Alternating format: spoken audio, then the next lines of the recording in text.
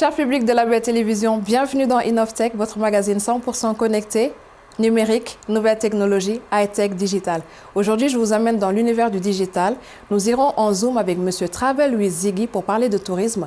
mën weeru ci say waajur ak ñi la jege am na solo lool boo bëggee jot ci li ngay wut te bañ a bàyyi dara fexe ba am mbooloo bu xam li ngay def di si dox tamit te di yokku saa su ne am na solo boo bëggee tekki waaye li gën a am solo mooy soobu ak li nga am te xam ne soo si defee sa fulla bés dina ñëw mu fekk si la yenn saay sa chance yaa koy sàkkal sa bopp nañu fexe ba ñépp jot si jariñu xarala yu bees yi mën ci tekki nemmeeku leen ni ñu si taxawee ci Sonatel.sn Orange Digital Center sunu wàll ci xarala yu bees yi ngir tekki ci tech avec vous pour vous Sonatel.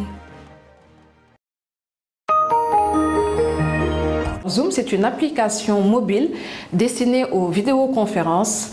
Très pratique, surtout en cette période de Covid. Pour les réunions, elle peut accueillir jusqu'à 100 participants. Nous allons recevoir aujourd'hui Monsieur Ziggy Faye de la société Travel with Ziggy. Donc c'est un influenceur qui nous embarque dans l'univers touristique Afrique. Il vend la destination Afrique à travers le digital. Alors Ziggy, vous êtes avec nous? Alors je suis avec Monsieur Ziggy Faye. Bienvenue dans InnovTech. Vous êtes ce qu'on appelle un influenceur, un vendeur d'expérience de la destination Sénégal et ailleurs. Alors, en quoi consiste cette mission? Alors déjà, bonjour Penda, merci pour l'invitation. Je m'appelle Ziggy, comme vous l'avez dit à l'entame de vos propos. Alors, je suis créateur de contenu. Je n'aime pas trop le terme influenceur, quoique c'est un terme qui est utilisé par beaucoup de gens parce que on dit souvent en fait que vous donnez envie à des gens de tester des expériences, d'essayer des choses que vous avez déjà essayées. Mais moi, je me définis tout simplement comme créateur de contenu et quelqu'un qui partage sa passion à travers les réseaux sociaux, ma passion de voyage. Cette mission consiste plutôt en fait à donner envie en fait aux Sénégalais de voyager dans son propre pays, à donner envie à l'Africain de connaître son continent et à donner tout simplement envie à tous les passionnés de voyage de voyager, de découvrir le monde en fait.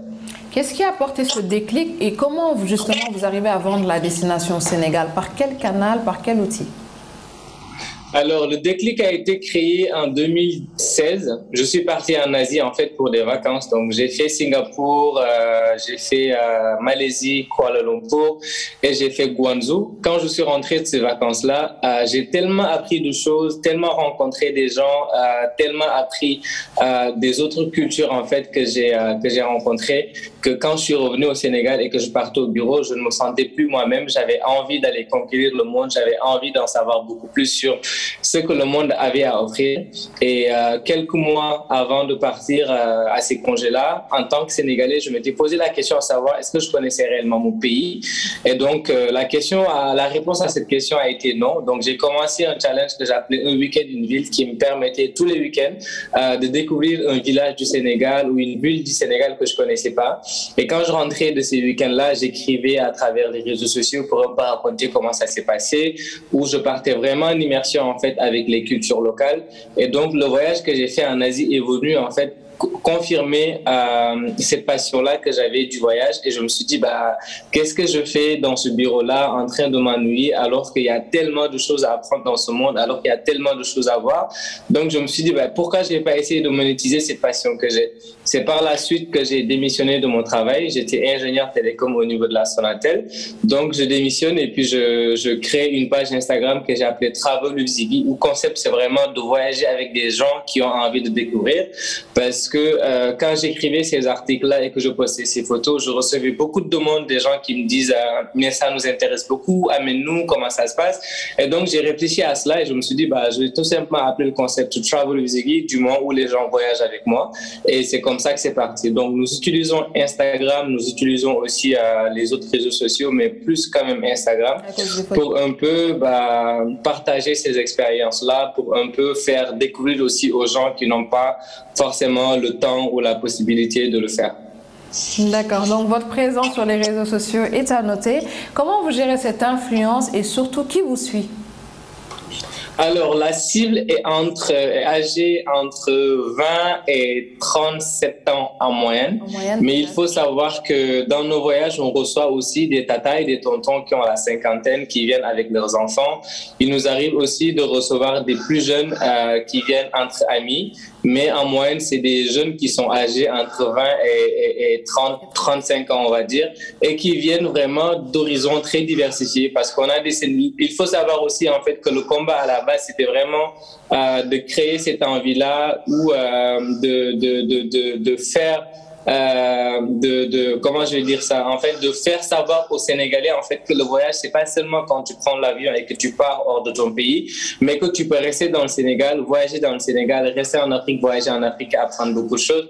Donc le combat vraiment à la base, c'était de faire voyager les Sénégalais. Mais il faut savoir qu'aujourd'hui, hormis les Sénégalais, on reçoit aussi beaucoup d'expats et de rapats, des gens qui viennent de la diaspora.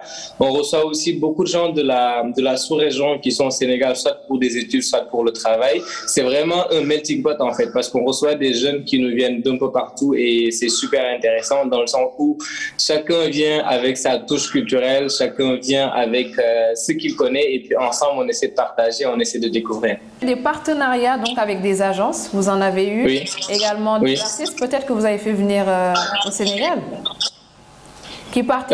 Oui, on a eu plein de parties. Parce que le travail à la base, c'était pas, par exemple, de se placer en tant que créateur de contenu tout simplement, mais c'était vraiment dans le but de partager ma passion. Et je trouve en fait que quand tu partages quelque chose qui te passionne et que tu le fais avec gaieté de cœur, les gens te le rendent forcément. Donc, c'est parti comme ça. Et plus la communauté grandissait, plus des entreprises et des marques nous contactaient pour des partenariats. Et donc, on a reçu pas mal de collaborations avec des agences qui sont en fait des agences qui sont au Sénégal ou ailleurs. Et c'est toujours un plaisir de travailler avec ces gens-là qui te font confiance et qui t'appellent pour collaborer avec toi. Pour ce travail, est-ce vraiment nécessaire de le faire avec le digital?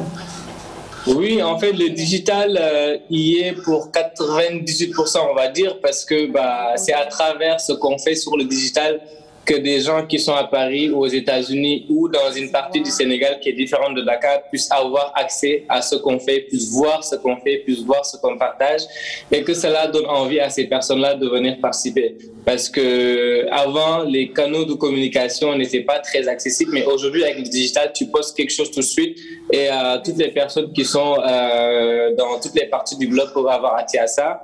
Et je trouve que c'est super puissant dans le sens où souvent même des informations sont partagées à Dakar et que ce soit des gens qui sont à l'extérieur, en fait, qui sont au courant bien avant les gens qui sont ici. Donc le digital y est pour beaucoup et ça nous a beaucoup aidé dans le sens où une partie de notre clientèle parce que les gens ne font pas confiance très vite. Donc, ils ont besoin de voir des choses, ils ont besoin, en fait, de voir des preuves. Et c'est à travers le digital, en fait, qu'on arrive à montrer tout ce qu'on fait, qu'on arrive à partager tous nos voyages, qu'on arrive à expliquer aux gens comment ça se passe. Et c'est le digital, justement, qui leur donne confiance, qui leur donne envie de venir essayer comme on montre. Parfait. Merci beaucoup, Ziggy. Merci à vous.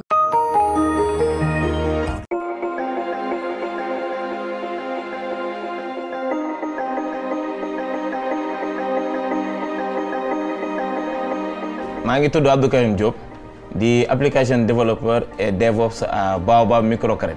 Je suis jàng bi demeewul noonu mu bàyyi dem football yi ba mu football yi ay waajuram àndu ci la bàyyee def reconversion dugg Sonatel Academy. Dama wàccoon benn jour jógee football yi ñëw doon def Facebook gis ko ne xaama tànte sama chance. Tout à fait au début man dama doon xalaat ñii li ñuy wax est-ce que mën na nekk mais bañ demee ba ci biir xam nañ ne mën na nekk mais lu métti la lu difficile la.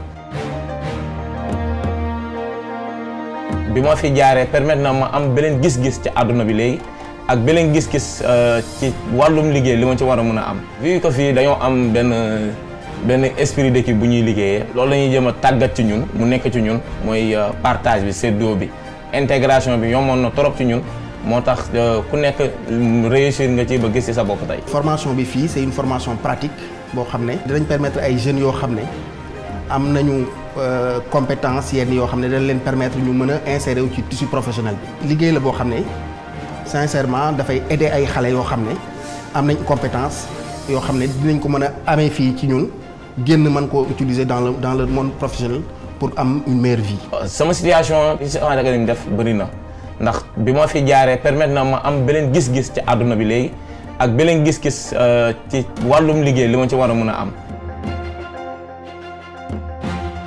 football bi ma yàgg bëgg donc def ñu tere ma ko ak élevage ñaar yooyu bëgg naa leen trop. actuellement damaa commencé ci élevage dama ciy door a door mais ci ay xar laa yemagum waaw bëgg naa am yeneen mais loo gis rek dama koy jàpp ci àdduna ak li ñu ma jàngal Sonatel Academy mooy tepp-tepp ak ñëw wàññi boo gis ci benn la commencé. su ma gisee ku bëgg a ñëw Sonatel Academy naan day hésité dama lay nee déedéet ndax fii amul dara lu lay jaañ au contraire dalay yokk ci ñaari fànn dalay yokk xam-xam ba pare yokk la yow ci nit bi nga doon.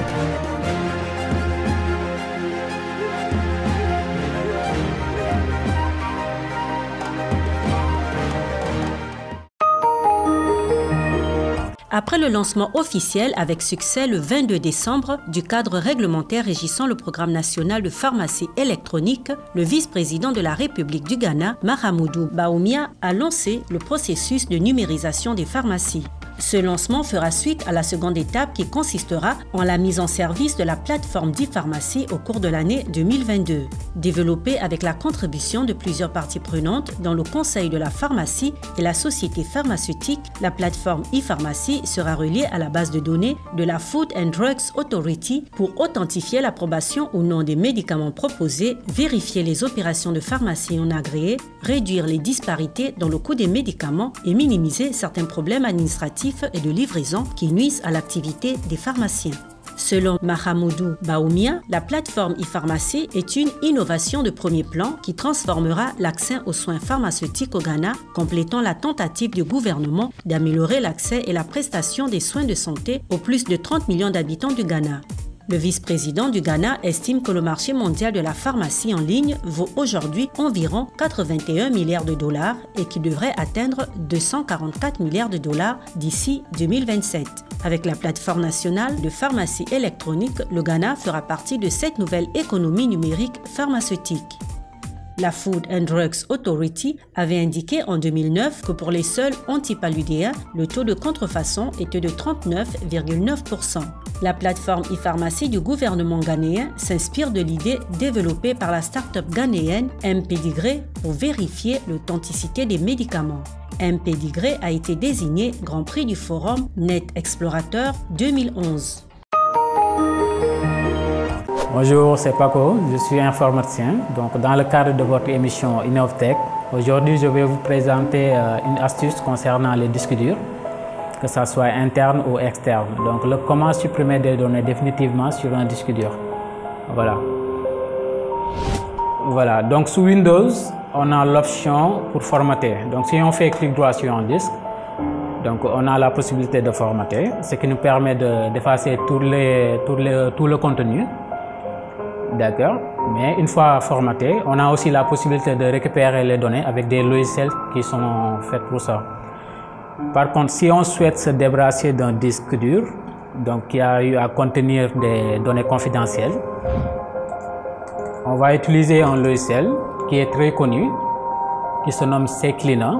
Donc, un logiciel dont la première version a été lancée depuis 2003. Donc, si vous pouvez l'obtenir en tapant CCleaner sur Google. D'accord. Ensuite, vous suivez les sites pour télécharger. Donc, après avoir installé, vous lancez le logiciel. Donc, en bas ici, vous avez le bouton Outils. Donc, vous lancez Outils. Et tout à fait en bas, vous avez Effaceur de disque. D'accord. Là, vous avez des onglets. Sur le premier, donc, vous choisissez la deuxième option qui se nomme Tout le lecteur. Donc, c'est l'option qui nous permet d'effacer toutes les données. Donc, sur le deuxième onglet, on a 4 options. Donc, les deux qui nous concernent sont les deux dernières options. Donc, on va se limiter à l'option suppression complexe. D'accord, on choisit suppression complexe. Et sur le champ d'en bas, donc là, vous avez tous les disques qui sont connectés sur l'ordinateur. Donc, vous cochez le disque concerné. D'accord. Une fois coché, donc vous cliquez sur le bouton effacer. Et là, pour confirmer, vous devez réécrire le mot eraser, donc en gros caractères. Donc, si vous écrivez le mot Donc, si vous validez sur OK, donc la procédure va démarrer. D'accord. Donc, une fois la procédure terminée, donc toutes les données seront effacées et vous n'aurez plus la possibilité de les récupérer avec les logiciels qui servent à récupérer des données supprimées. Merci de nous avoir suivis. Je vous donne rendez-vous très vite pour de nouvelles innovations avec de nouveaux invités. À très vite.